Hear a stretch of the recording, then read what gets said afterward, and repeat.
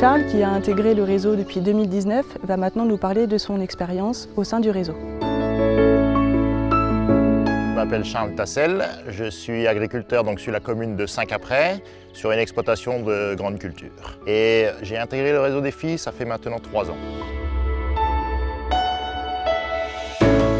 Je suis parti d'un constat où ça faisait plusieurs années où, en cultivant les mêmes espèces, on va dire, je suis arrivé aussi à un taux de salissement des parcelles où j'arrivais plus à venir à bout avec les produits actuels.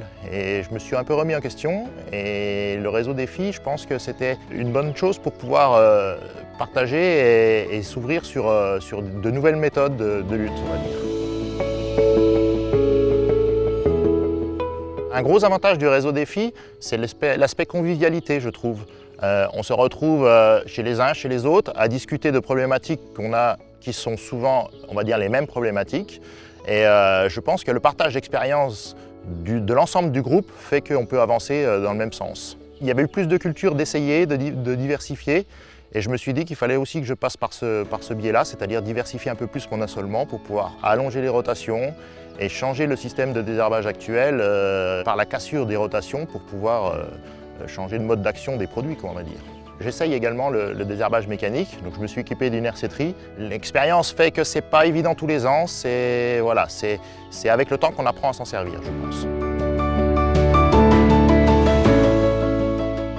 Au niveau de l'avenir avec le groupe Défi, c'est une remise en question aussi du système d'exploitation, c'est-à-dire qu'il faut que j'arrive à allonger les rotations, à changer mes pratiques culturales aussi, c'est-à-dire décaler les dates de semis, tant dans un sens, je dirais pour les colzas, à avancer les dates de semis, qu'en céréales, à reculer les dates de semis.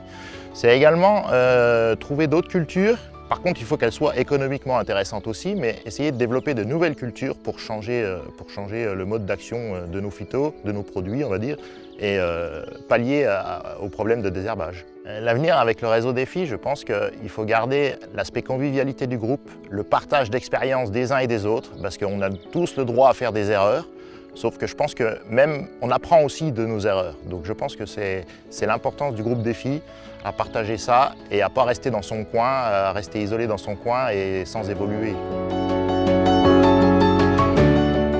Fort de ces expériences, les agriculteurs ont maintenant l'ambition de transférer, communiquer sur leurs pratiques afin d'essaimer des alternatives à l'utilisation des produits phytopharmaceutiques.